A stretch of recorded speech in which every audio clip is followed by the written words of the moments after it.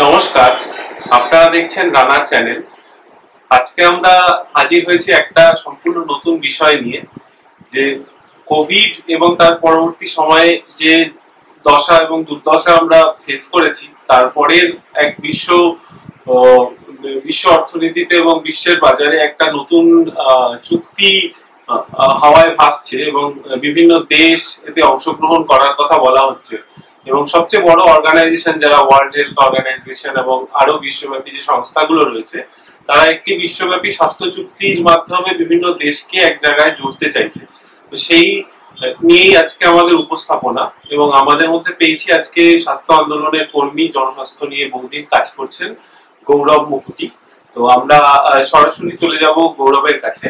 তো এই বিষয় নিয়ে যদি বিশদে বলেন যে যে ওয়ার্ল্ড হেলথ অর্গানাইজেশনের যে নতুন যে চুক্তি প্রস্তাবনা এবং বিভিন্ন দেশের মধ্যে যে চুক্তি চলছে এবং ভারতও এর মধ্যে জড়িত হওয়ার একটা সম্ভাবনা রয়েছে, তো সেই বিষয়ে যদি একটু জনসাধারণকে বিশদে বলেন যে বিষয়টা কি।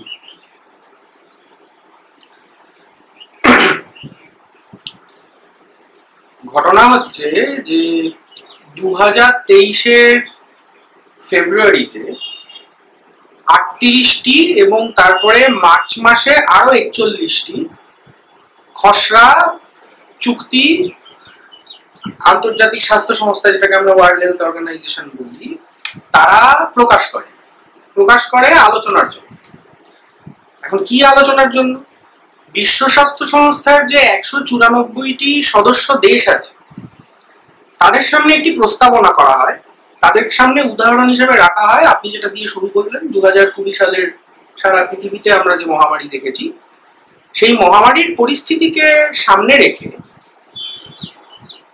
সদস্য দেশগুলির কাছে প্রস্তাব রাখা হয় যে আমরা যদি এক কথায় যেটাকে বলে গ্লোবাল রেসপন্স টিম আর কি, মানে একটা গ্লোবাল রেসপন্স কোঅর্ডিনেশন এরকম টাইপের একটা যদি কিছু বানাতে পারি, যেখানে হচ্ছে বিশ্ব স্বাস্থ্য সংস্থার বিশেষজ্ঞরা বিভিন্ন অতিমারির সময় আমাদের জনস্বাস্থ্যের যে বিভিন্ন নীতিগুলো হবে, সেগুলোর মধ্যে সারা পৃথিবীতে যাতে একটা সাযুজ্য বজায় থাকে, এক দেশ থেকে মহামারী যাতে আরেক দেশে না ছড়িয়ে পড়তে পারে, হ্যাঁ, এবং যে দেশে কোনো মহামারীর আউটব্রেক হয়, সেই দেশে সেই মহামারীকে যাতে সত্বর কন্ট্রোল করা যায়,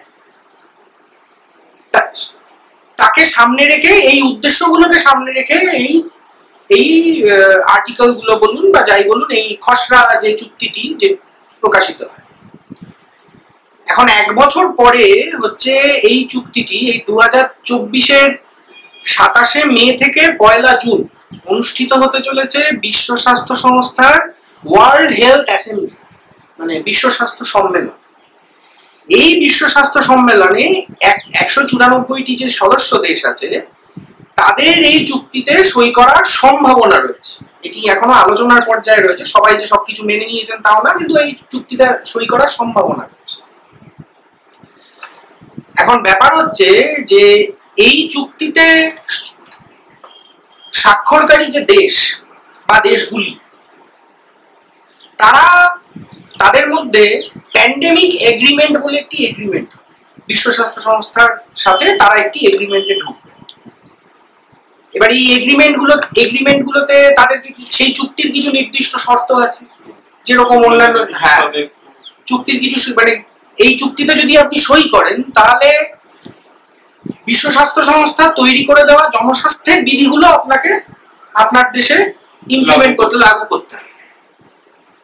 এখন ব্যাপার হচ্ছে যে বহু জায়গা থেকে এই নিয়ে পাবলিক হেলথ অ্যাক্টিভিস্টই বলুন বা এমনকি বিশ্ব স্বাস্থ্য সংস্থার অভ্যন্তরেই বলুন বা বিভিন্ন যে সদস্য দেশগুলো আছে তাদের মধ্যে থেকেই বলুন, নানা রকম প্রশ্ন উঠে আসছে চুক্তি। প্রথমে আমি বলি যে কি কি শর্ত হচ্ছে এই চুক্তি আপনাকে মোটের উপর আরোপ করবে, কেননা মূল যে ডকুমেন্টটা, সেটা একটা বিরাট বড় ডকুমেন্ট। সেটা এই পরিসরে সেই পুরো ডকুমেন্ট নিয়ে আলোচনা করাটা একটা বিরাট বড় সময়ের ব্যাপার। আমি আপনাকে মূলত যে জায়গাগুলো নিয়ে মানুষ, মানে বলতে পারেন যে জায়গাগুলো নিয়ে বিতর্ক হচ্ছে, হ্যাঁ, যে জায়গাগুলো নিয়ে প্রচুর প্রশ্ন উঠছে, বিতর্ক উঠছে, যে প্রশ্নগুলো, সেই কয়েকটা জায়গা আমি একটুখানি আপনাদের কাছে একটু হাইলাইট করার চেষ্টা করি। প্রথম কথা হচ্ছে এই চুক্তি যখন স্বাক্ষরিত হবে তখন হু একটা শব্দ ব্যবহার করছে, এটা আগেও ব্যবহার করেছে, সেই শব্দটা হচ্ছে public health emergency of international concern, PHEIC বলছে। বলছে এরকম যে কোনো পরিস্থিতিতে হু ম্যান্ডেট দেবে আপনার দেশের জনস্বাস্থ্যের পলিসি কি হবে, জনস্বাস্থ্য বা স্বাস্থ্য আপনি যাই, এবং সেখানে কি কি থাকবে। বিগত অতিমারির সময় আমাদের দেশে এই অতিমারিতে লকডাউন বলুন বা তারপরে ভ্যাকসিনেশন বলুন, যে পর্বগুলো যেগুলো হয়েছে সেগুলো যখন আমরা লাগু করা হয়েছিল সরকারের পক্ষ থেকে, তখন যে দুটি আইনকে ব্যবহার করা হয়েছিল সেগুলো খুবই পুরনো আইন। একটি আইনের সম্পর্কে তো অভিযোগই উঠেছিল যে অতিমারির সময় এই আইন আদৌ মানে প্রাসঙ্গিক নয়। এই আইন সেটা হচ্ছে ডিজাস্টার ম্যানেজমেন্ট অ্যাক্ট। সাধারণত কোনো প্রাকৃতিক দুর্যোগ বা ক্যালামিটি, ভূমিকম্প, বন্যা, হ্যাঁ, এই ধরনের কিছু হলে হচ্ছে এই অ্যাক্ট লাগু হয়। হচ্ছে এই একটি অ্যাক্ট কোভিড এর সময় লাগু ছিল, সেই নিয়ে সুপ্রিম কোর্টে বিস্তর জল ঘোলা হয় যে আদৌ ওই ডিজাস্টার ম্যানেজমেন্ট অ্যাক্টকে ব্যবহার করা যায়। আর এছাড়া একটি 1827 ব্রিটিশদের তৈরি করা একটি প্যান্ডেমিক অ্যাক্ট ছিল, যেটা ব্যবহার করে তারা হচ্ছে পরবর্তীকালে আমাদের দেশে হচ্ছে ওই স্মল পক্সের জন্য যে টিকাকরণ হয়েছিল, স্প্যানিশ ফ্লু এর টিকাকরণ করার আগে তারা হচ্ছে ওই অ্যাক্ট আমাদের দেশে করেন। এখন ব্যাপার হচ্ছে যে এই দুটি আইনের কোনোটাতেই হচ্ছে লকডাউন কে বৈধতা দেওয়া যায় না। লকডাউনের বিরুদ্ধে বিভিন্ন প্রশ্ন উঠেছে, লকডাউনের বিরুদ্ধে সুপ্রিম কোর্টে মামলা হয়েছে, বিভিন্ন অধিকার সংগঠনগুলো রাস্তায় নেমেছে লকডাউনের বিরুদ্ধে। এবং অতিমারিকে কন্ট্রোল করার জন্য এর পূর্বে জনস্বাস্থ্যের দায়রার মধ্যে লকডাউনের মতো কোনো কিছুকে ব্যবহার করার উদাহরণও এর আগে মানে মানুষের ইতিহাসে নেই। যে আপনি এর আগে আইসোলেট করেছেন, মানে আমি এখানে মানুষের মধ্যে কতগুলো ভুল ধারণা রয়েছে। এর আগে আপনি রোগগ্রস্ত মানুষকে আইসোলেট করেছেন, কিন্তু গোটা সোসাইটিকে আপনি গৃহবন্দী করে দিয়েছেন। এটা কিন্তু কোনো মহামারী বা কোনো ইতিহাসে কোনো, আর যে স্কেলে হয়েছে সারা পরিস্থিতিটা কখনোই দেখেনি। আইসোলেশন দেখেছে একটা কমিউনিটি পুরো একটা রোগে আক্রান্ত হয়েছে, তখন তাদের আইসোলেট করা হয়েছে, সেটা দেখেছে। কিন্তু গোটা শহর, গোটা দেশ, গোটা পৃথিবী এইভাবে একসাথে সবকিছু বন্ধ করে সারা পৃথিবীর মানুষ গৃহবন্দী হয়ে গেছেন, এই দৃশ্য কিন্তু মানে এই পরিস্থিতি কিন্তু এর আগে জনস্বাস্থ্যের বৃহৎ আপনি যে কোনো ইতিহাস ঘেটে দেখতে পারেন, কোনোদিন। এমনকি আপনি কমিউনিটি মেডিসিনের কোনো বইতেও এই নিদান পাবেন না যে লকডাউনকে ব্যবহার করে মহামারী রুখতে হবে, এরকম কোনো নিদান আপনি কোনো কমিউনিটি মেডিসিনের বই ঘেটেও দেখতে পাবেন। লকডাউন একটা নভেল, হ্যাঁ, একটা নতুন কনসেপ্ট, নতুন আইডিয়া, মানে পৃথিবী জোড়াই এই যে লকডাউন। আবার বলছি আইসোলেশন নয়, কিন্তু লকডাউন সমস্ত মানুষই গৃহবন্দী, এরকম একটা। তো আইনি ক্ষেত্রগুলোতে অনেক সমস্যা ছিল এটাকে ইমপ্লিমেন্ট করার ক্ষেত্রে। বিভিন্ন রাজ্যে, আমি যদি আমাদের দেশের কথাই বলি, বিভিন্ন রাজ্যের হাইকোর্ট গুলোতে প্রচুর মামলা হয়েছে, বিভিন্ন অধিকার সংগঠনগুলো গিয়ে মামলা করেছেন তারা, যে দিন আনি দিন খাই মানুষ যারা হচ্ছে রোজের রুটি নিয়ে কাজ করেন, তাদেরকে যদি এইভাবে আমরা লকডাউন করে তাদের বাড়িতে বন্ধ করে রাখি, তাহলে তাদের উপার্জনের কি হবে, সে দায়িত্ব কি সরকার নেবে? আবার যে আইন ব্যবহার করে লকডাউন করা হয়েছিল সেই আইনেই কিন্তু এই মানুষদের ক্ষতিপূরণ দেওয়ার সংস্থানও ছিল। সরকার খুব কনভিনিয়েন্টলি ওই পার্টটাকে ভুলে গেছে। যে মানুষরা ক্ষতিগ্রস্ত হচ্ছেন এই লকডাউনের ফলে, তাদেরকে কিন্তু সাহায্য করার কথা ছিল সরকারেরই।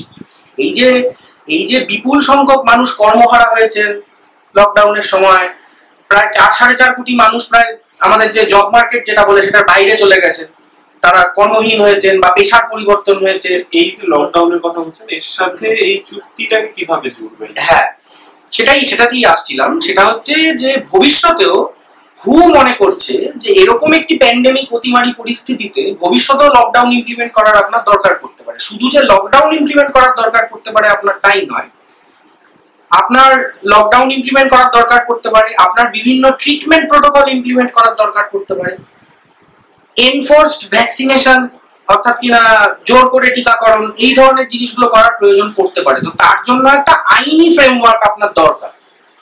আপনার দেশে এই মুহূর্তে জনস্বাস্থ্যের যে আইনি ফ্রেমওয়ার্ক আমাদের দেশে আছে, তাতে করে কিন্তু এটাকে মুশকিল হচ্ছে, কারণ সুপ্রিম কোর্টই হচ্ছে জ্যাকব কুলিয়াল বনাম ভারত সরকারের যে কেস হয়েছিল, প্রশান্ত ভূষণ যে কেসের পিটিশনার মানে কাউন্সিল ছিলেন, সেখানে সরকার এটা স্বীকার করতে বাধ্য হয়েছে যে জোর করে কাউকে ভ্যাকসিন দেওয়া যাবে না। সুপ্রিম কোর্টও সেই রায় দিয়েছে। আসল কথা হচ্ছে যে সরকার বা সুপ্রিম কোর্ট মানুষের খুব ভালো চেয়েই রায় দিয়েছেন তা না, তাদের হাত পা বাঁধা ছিল। কেননা দ্বিতীয় বিশ্বযুদ্ধের পর হচ্ছে নুরেমবার্গ কোড আমরা যেটা দেখেছিলাম, তার কারণ আপনারা সকলেই জানেন যে কনসেন্ট্রেশন ক্যাম্প বন্দীদের ওপর এরকম নানা ধরনের পরীক্ষা নিরীক্ষা নাৎসি বিজ্ঞানীরা চালিয়েছিল। এবং তার পরবর্তীতে হচ্ছে 47-এ হচ্ছে নুরেমবার্গ কোড এবং 48-এ হচ্ছে জেনেভা কনভেনশন। এই দুই জায়গাতেই এই বডিলি অটোনমি এই জিনিসটাকে কিন্তু খুব আপহোল্ড করা হয় এবং বলা হয় যে কারোর ইচ্ছার বিরুদ্ধে তার শরীরের উপর কোনো বৈজ্ঞানিক পরীক্ষা নিরীক্ষা মানে মানবতার স্বার্থে মানে মানুষকে গিনিপিগ বানানো যাবে না, এই কথা বলে। হ্যাঁ, এবং যে মানুষ হচ্ছে ট্রায়ালে থাকা কোনো ওষুধ নেবেন, সেখানে ইনফর্মড কনসেন্ট বলে একটি জিনিস তৈরি হয়, মানে একটি টার্ম তৈরি হয় যেখানে মানুষকে জানিয়ে বলা হবে এবং তাকে বলা হবে যে আপনি কিন্তু একটা পরীক্ষার মধ্যে থাকা একটা ক্যান্ডিডেট ভ্যাকসিন নিচ্ছেন, মানে আপনি যদি ট্রায়ালে থাকা ভ্যাকসিন নিচ্ছেন, সেই ভ্যাকসিন ফলাফল সম্বন্ধে নিশ্চিত। হ্যাঁ, আমরা কিন্তু নিশ্চিত নই ভবিষ্যতে আপনার স্বল্প মেয়াদে বা দীর্ঘ মেয়াদে আপনার বিভিন্ন ধরনের সমস্যা হতে পারে। এই ইনফরমেশন কিন্তু আপনাকে মানুষটিকে দিতে হবে। ভ্যাকসিনেশনের যে কথাটা বলছিলেন এবং ভ্যাকসিনেশন চুজ করার যে স্বাধীনতা, মানে নেব কি নেব না এর স্বাধীনতা, এই প্রশ্নগুলো তাহলে এই যে নতুন চুক্তি এবং তার আওতায় চলে আসছে। হ্যাঁ, এবং যদি এরপরে বলি যে ডেটার ক্ষেত্রে কি রকম এই চুক্তির মানে প্রয়োগ আপনি দেখতে পাচ্ছেন, যে এখন তো স্বাস্থ্যের প্রচুর ডেটা রাখা হয় এবং সেটা মানুষের ক্ষেত্রে খুবই প্রাইভেট, সবচেয়ে প্রাইভেট ডেটাগুলোর মধ্যে একটি হচ্ছে স্বাস্থ্যের ডেটা। তো সেই ডেটাগুলি রাখার ক্ষেত্রে এবং ইয়ের ক্ষেত্রে এগুলোতে চুক্তির প্রভাব কিভাবে দেখছেন? চুক্তির প্রভাব ভয়ঙ্কর। তার কারণ হচ্ছে ভারত সরকার চুক্তিবদ্ধ থাকবে বিশ্ব স্বাস্থ্য সংস্থার সাথে। বিশ্ব স্বাস্থ্য সংস্থার বিশেষজ্ঞদের ইচ্ছা অনুযায়ী আমাদের দেশের শুধু জনস্বাস্থ্যের ডেটা নয়, বিভিন্ন ধরনের ডেটা আপনি শেয়ার করতে বাধ্য থাকবেন সেই চুক্তি অনুযায়ী, বাধ্যতামূলকভাবে। মানে এবং শুধু তাই নয়, এই যে সদস্য দেশ 194টি সদস্য দেশ রয়েছে, তারা যখন নিজেদের মধ্যে এমনকি জনস্বাস্থ্য বাদ দিয়ে অন্য বিষয়ে কোনো বাইল্যাটারাল চুক্তি করবেন, সেই চুক্তি করার সময় এই খেয়াল রাখতে হবে সেই চুক্তি যেন কোনোভাবে এই প্যান্ডেমিক ট্রিটির সাথে কনফ্লিক্টের জায়গায় না আসে। 1 2 নম্বর কথা হচ্ছে আপনি যখন নিজের দেশের নতুন কোনো আইন তৈরি করবেন, আপনাকে খেয়াল রাখতে হবে যে এই প্যান্ডেমিক ট্রিটির সঙ্গে সেই আইন যেন কনফ্লিক্টের জায়গায় না আসে। 2 3 হচ্ছে প্যান্ডেমিক ট্রিটি যে সময় বলবৎ থাকবে এবং সেটা পুরো হুয়ের নির্দেশে থাকবে, সেই সময় তা আপনার দেশের সমস্ত আইন, সমস্ত সংবিধান সবকিছুকে সুপারসিড করবে। 4 নম্বর হচ্ছে মানে এই চুক্তিতে বলে দেওয়া থাকবে যে আপনি আপনার জনস্বাস্থ্য খাতে কতখানি বাজেট রাখবেন। এবার এখানে এই ব্যাপারটা একটু ব্যাখ্যা করে বলা প্রয়োজন। সেটা হচ্ছে, আমি খুব সংক্ষেপেই বলছি, সেটা হচ্ছে জনস্বাস্থ্য বলতে আমরা কি বুঝি। এই যে প্যান্ডেমিক ট্রিটির যে খসড়া, সেই খসড়ায় আমরা দেখতে পাচ্ছি মুখে জনস্বাস্থ্যের কথা বলা হলেও পুরো আলোচনাটাই কিন্তু সীমাবদ্ধ রয়েছে চিকিৎসা, অর্থাৎ চিকিৎসা, ওষুধ, ভ্যাকসিনেশন, এসব। জনস্বাস্থ্যকে যদি আমি একটা ফ্রেমওয়ার্ক হিসেবে ধরি, মানে কিওরের দিকে, প্রিভেন্টিভ, শুধু কিওর নয়, আপনি যদি দেখেন যে জনস্বাস্থ্যকে যদি আপনি একটা ফ্রেমওয়ার্ক হিসেবে দেখেন, তাহলে তার মধ্যে হচ্ছে পুষ্টিকর খাদ্য, পরিশ্রুত পানীয় জল, নিকাশি ব্যবস্থা, মাথার উপরে ছাদ, এই সমস্ত কিছু কিন্তু তার একটা পার্ট, তার এবং এটাই তার পরিশ্রুত পানীয় জল, এটাই তার বিরাট বড় অংশ। কিন্তু পাবলিক হেলথের কথা বলে এই চুক্তি আমাদের লাগু করার কথা হচ্ছে, অথচ পাবলিক হেলথের 95%ই এর মধ্যে নেই। পাবলিক হেলথের মধ্যে হেলথ ট্রিটমেন্ট শুধু চিকিৎসা, ভ্যাকসিনেশন এবং তার সঙ্গে হচ্ছে আইসোলেশন, এবং আরও ভয়ঙ্কর জিনিস রয়েছে, সেগুলো হচ্ছে ইনফরমেশন সেন্সরশিপ। এতেও ভারত সরকার চুক্তিবদ্ধ থাকে। ইনফরমেশন সেন্সরশিপ মানে হচ্ছে হুয়ের ডিরেকশনে আপনাকে ওয়েবসাইট বন্ধ করতে হতে পারে। আমরা কোভিডের সময় আমরা জানি, যারা ওই ন্যারেটিভের বিরুদ্ধে কাজ করেছিলাম, আমরা জানি সেই সময় ইনফরমেশন কীভাবে সেন্সর করা হয়েছে। বিরোধী স্বরকে কোনো সোশ্যাল মিডিয়া, ইন্টারনেট একটি কথা বলতে দেওয়া হয়নি, তাদের ষড়যন্ত্রতাত্ত্বিক বলে উড়িয়ে দেওয়া হয়েছে। এতদিন পরে যখন আজকে কোভিশিল্ডের ভ্যাকসিন, কোভ্যাক্সিন ইত্যাদি এগুলো নিয়ে যখন প্রশ্ন উঠছে, তখন প্রমাণিত হচ্ছে যে তারা সেই সময় যে সব প্রশ্নগুলো করছিলেন সেগুলো সঙ্গত প্রশ্ন ছিল, সেই সন্দেহের জায়গাগুলো ছিল। তারা প্রশ্ন করেছিলেন কেন এরকম ট্রায়ালে থাকা টিকা মানুষকে গণহারে দেওয়া হচ্ছে, এর short term long term effect সম্পর্কে সরকার কি জানে। ICMR এর বিশেষজ্ঞরা বলে দিয়েছিলেন টিকা 110% সেফ, আপনার কোনো ক্ষতি হবে না। স্যালাইন ওয়াটারকেও 110% সেফ বলা যায়। ICMR এর ডাক্তার বিশেষজ্ঞরা ঘোষণা করে দিলেন যে 110% সেফ। আজকে এই যে আমাদের দেশে আমরা যদি বলি হৃদরোগের মহামারী দেখা দিচ্ছে, অল্প বয়সীদের মধ্যে অদ্ভুত অদ্ভুত সমস্ত ঘটনা আমরা দেখতে পাচ্ছি আমাদের চারপাশে। মানুষ জগিং করতে করতে দৌড়ে পড়ে যাচ্ছেন, মানুষ এক্সারসাইজ করতে করতে মারা যাচ্ছেন, মানুষ অফিসে গিয়ে কাজ করতে করতে চেয়ারে ঢলে পড়ছেন, এবং কিন্তু সবার বয়স হচ্ছে 30 থেকে 50-এর মধ্যে। কিন্তু মুশকিলের ব্যাপার হচ্ছে আজকে যখন আপনি এটা নিয়ে প্রশ্ন করতে যাবেন তখন আপনি লজিক্যালি করতে পারবেন না। তার কারণ আপনার দেশে এখন এমন কোনো কন্ট্রোল গ্রুপ নেই যাদেরকে ভ্যাকসিন দেওয়া হয়নি, তার উপর সরকারের কোনো সমীক্ষা নেই। সরকার কিন্তু চাইলেই সেটা করতে পারে, কেন সরকারের কাছে সেই তথ্য আছে। আপনার ভ্যাকসিনের তথ্য আপনার আধারের সাথে কানেক্টেড। সরকার খুব ভালো করেই জানে জনসংখ্যার কোন অংশ ভ্যাকসিন নেয়নি। সরকার চাইলেই তাদের উপর সমীক্ষা চালিয়ে দেখতে পারে এই যে তাদের উপর হৃদরোগের এই যে বাকিদের মধ্যে প্রভাব দেখা যাচ্ছে সেটা তাদের মধ্যে দেখা যাচ্ছে কিনা। গুলেনবারি সিনড্রোম, তারপরে এই যে যেটার জন্য কোভিশিল্ড হচ্ছে ব্রিটেনের আদালতে যে কেসটায় হারলো, যে মামলাটি তারা হারলো, সেটা হচ্ছে থ্রম্বোসাইটোপিনিয়া উইথ অ্যাকিউট থ্রম্বোসিস। তারা স্বীকার করতে বাধ্য হলেন তাদের ভ্যাকসিনের সাইড এফেক্টে এটা হয়। হ্যাঁ, কিন্তু এখন মানে মুশকিলের ব্যাপারটা হচ্ছে যে এই সমস্ত জায়গাগুলোতে সব দেশের সরকাররাই তাদের দেশের কোর্টগুলোতে হচ্ছে খুব টালমাটাল একটা পরিস্থিতির মধ্যে পড়ে যাচ্ছে, কারণ তাদের কাছে কোনো আইনি ফ্রেমওয়ার্ক থাকছে না এটা নিয়ে কথা বলা।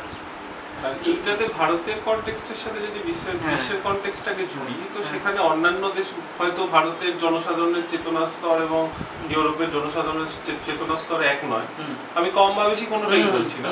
তো ওই সব জায়গা থেকে কি ধরনের প্রতিক্রিয়া কিছু দেখা যাচ্ছে যে সেখানেও তো তারাও তো মানে একই চুক্তিতে চুক্তিবদ্ধ হবেন। এই কোভিশিল্ডের কেসটা তো ব্রিটেনের আদালতেই হয়েছে। প্যান্ডেমিক ট্রিটি নিয়ে রিসেন্ট মানে খুব সাম্প্রতিককালে জাপানে মারাত্মক বিক্ষোভ হয়েছে, কেননা মানে জাপানে বিক্ষোভ হয়েছে, লাতিন আমেরিকার বিভিন্ন দেশে বিক্ষোভ হয়েছে, ইউরোপে বিক্ষোভ হয়েছে, প্রচন্ড বিক্ষোভ হয়েছে। সেখানেও একটা নাগরিক চেতনা উঠে আসছে, এবং কোভিডের অভিজ্ঞতা মানুষ ভুলে যাননি, সেই অতীতটাকে মাথায় রেখেই কিন্তু সেটা আসছে। এই যে আপনি দেখুন না, হু ঠিক করে দেবে ট্রিটমেন্ট প্রোটোকল কি হবে। হু ঠিক করে দিয়েছিল তো কোভিডের সময় ট্রিটমেন্ট প্রোটোকল কি হবে। হু প্রথমে বললো আইভারমেকটিন ব্যবহার করতে, কিছুদিন বাদে বললো তা ভুল। তার দুদিন পরে বললো হচ্ছে হাইড্রক্সিক্লোরোকুইন ব্যবহার করতে, বললো সেটাও ভুল। তারপরে আপনাকে বললো রেমডিসিভির ব্যবহার করতে। সেই রেমডিসিভির যে 4টে কোম্পানি আমাদের এখানে ভারতবর্ষে ওষুধ বিক্রি করলো, সে পরে আমরা নির্বাচনী বন্ড কাণ্ডে দেখছি ওই 4টে কোম্পানির রেমডিসিভিরই হচ্ছে কোয়ালিটি কন্ট্রোলের পরীক্ষায় ফেল করেছে। অর্থাৎ কিনা আমাদের দেশে যে কটা যা রেমডিসিভির দেওয়া হয়েছে সবই হচ্ছে কোয়ালিটি ফেল রেমডিসিভির। সেই ম্যান্ডেট কে দিয়েছিল? এখন হুই বলছে ওই রেমডিসিভির দিয়ে কোনো কাজ হয় না। তার নামের আগে বিশ্ব কথাটা রয়েছে, কিন্তু তার কি অথরিটি রয়েছে যে সে নির্ভুল নিদান দিচ্ছে? শুধু নির্ভুল নয়, হুকে যারা ফান্ড করে, হুতে যারা সবচেয়ে বেশি পয়সা দেন তারা কারা? আপনি এই যে বিল অ্যান্ড মেলিন্ডা গেটস ফাউন্ডেশন, এর সঙ্গে একটা বিশ্ব পুঁজির ডাইরেক্ট একদম সরাসরি সম্পর্ক আছে, ফার্মা লবির সরাসরি সম্পর্ক আছে। হু নিজে বলছে আপনি হুতে $1 বিনিয়োগ করলে $30 ফেরত পাবেন। আর পৃথিবীতে কোনো ব্যবসা নেই যেখানে এই রিটার্নের আশ্বাস আপনাকে কেউ দেবে। সবচেয়ে বেশি টাকা হুকে কে দিচ্ছে? সবচেয়ে বেশি টাকা হুকে দিচ্ছে global alliance for vaccine and immunisation, Gavi বানিয়েছে Bill and Melinda Gates corporation. কে এই Bill and Melinda Gates corporation? যারা ভারতবর্ষে ঢুকে তাদের হিউম্যান প্যাপিলোমা ভাইরাস ভ্যাকসিনের যে ট্রায়াল, যেটাকে আমরা ওই বলি আপনার সার্ভিক্যাল ক্যান্সারের যে টিকা, যা রিসেন্টলি হচ্ছে আমাদের বাজেট অ্যালোকেশন করা হয়েছে তার জন্য। এই বাজেট অ্যালোকেশনের প্রশ্নে আমি পরে আসছি। ওই বাজেট অ্যালোকেশন করা হয়েছে তার জন্য 2012 সালে সম্পূর্ণ বেআইনিভাবে ছত্তিশগড়ে তারা একটি ট্রায়াল চালাচ্ছিলেন ট্রাইবাল মহিলাদের উপরে। 4টি মেয়ে মারা যান এবং এই ফাউন্ডেশন কালো তালিকাভুক্ত হয়, আমাদের দেশ থেকে বার করে দেওয়া হয়। এরা আবার ফেরত আসেন কোভিডের সময়। কী করে তারা ফেরত এলেন, তাদের পুরনো কেসগুলোর কি হলো সেটা আমরা কেউ কিছু জানি না। কীভাবে তারা, কেন তারা কালো সম্পূর্ণ ব্ল্যাকলিস্টেড হয়ে গেছিলেন। তো এখানেই আজকের মতন আলোচনা শেষ করছি। উনি খুবই ভালোভাবে এক্সপ্লেন করলেন ভারতের যে অবস্থান এবং তার সঙ্গে বিশ্বের যে সম্পর্ক এবং এই চুক্তির গুরুত্ব নিয়ে আমি খালি কয়েকটা কথা কি একটু অ্যাড করে দিতে পারি? নিশ্চয়। হ্যাঁ, আমি জাস্ট কয়েকটা কথা অ্যাড করতে চাই। সেটা হচ্ছে এই চুক্তিটা যেটা ভারত সই করতে চলেছে বা আসতে চলেছে, সেটা হচ্ছে যে এটা আমাদের মাথায় রাখতে হবে যে তা কিন্তু জনস্বাস্থ্যের দায়রাকে ছাড়িয়ে গিয়ে আপনার দেশের যে সার্বভৌমত্ব, হ্যাঁ, আপনার সংবিধান, হ্যাঁ, আপনার দেশের যে আইনি পরিকাঠামো, সব কিছুকে আক্রমণ করছে।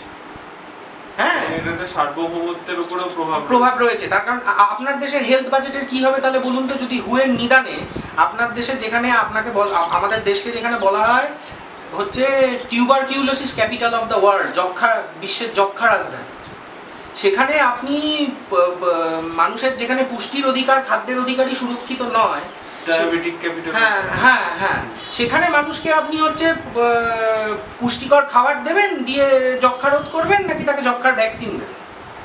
এটা তো আমাদের দেশের ক্লাইমেট, আমাদের দেশের আবহাওয়া, আমাদের দেশের ভারতীয়দের জিনগত চরিত্র যার মধ্যে প্রচণ্ড বৈচিত্র্য রয়েছে, আমাদের দেশের খাবার অভ্যেস, কী ধরনের ফসল, কী ধরনের অ্যানিমাল প্রোটিন আমরা কনজিউম করি, এই সব কিছুর উপর ভিত্তি করে আমাদের দেশের জনস্বাস্থ্যের পলিসি তৈরি হয়। হ্যাঁ, কি করে একটা সেন্ট্রালাইজড বডি হচ্ছে তারা ঠিক করে দেন যে পৃথিবীর মাথায় বসে যে ভারতবর্ষের তারা ভারতবর্ষের বাস্তব চিত্র সম্পর্কে কি জানেন তারা?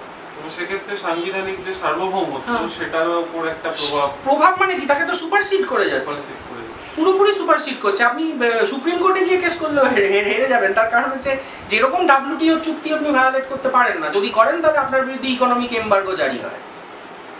সেরকমই এটা একটা অতিরাষ্ট্রিক চুক্তি, আপনার দেশকে মানতে হবে। কিন্তু আমাদের সুবিধা হচ্ছে, মানে সুবিধা বলবো না, আমাদের শেষ আশা সেটা হচ্ছে এই 27 থেকে 1 তারিখের মধ্যে এই যে বিশ্ব স্বাস্থ্য সম্মেলন হবে, এতে যদি ভারত প্রাথমিকভাবে সইও করে, এর পরেও 10 মাস সময় আছে, তারপরেও কিন্তু চুক্তি থেকে ভারত বেরিয়ে আসতে পারে। সুতরাং আমাদের কাজ হচ্ছে মানুষের মধ্যে সচেতনতা বাড়ানো, মানুষকে বোঝানো এই চুক্তির বিপজ্জনক দিকগুলো সম্পর্কে, যাতে তারা তাদের জনপ্রতিনিধিদের ওপর চাপ সৃষ্টি করেন এবং তাদেরকে গিয়ে বলেন এই যে লোকসভা ভোট হবে, নতুন পার্লামেন্ট তৈরি হবে, নতুন সরকার গঠন হবে, সেখানে এই জনপ্রতিনিধিরা গিয়ে প্রশ্ন তুলুন, সেখানে একটা সুযোগ থাকে এটাকে, হ্যাঁ, সেখানে গিয়ে প্রশ্ন তুলুন তারা যে মানে কিভাবে ভারত এরকম একটা সার্বভৌমত্ব তার দেশের সার্বভৌমত্ব ধ্বংসকারী চুক্তিতে সে সই করে দিয়ে আসতে পারে। তো অভাবনীয় ব্যাপার। এই অভাবনীয় কথার সাথেই শেষ করছি আজকের উপস্থাপনা। আবার নতুন কোনো বিষয় নিয়ে আমরা হাজির হব। ধন্যবাদ গৌরবকে।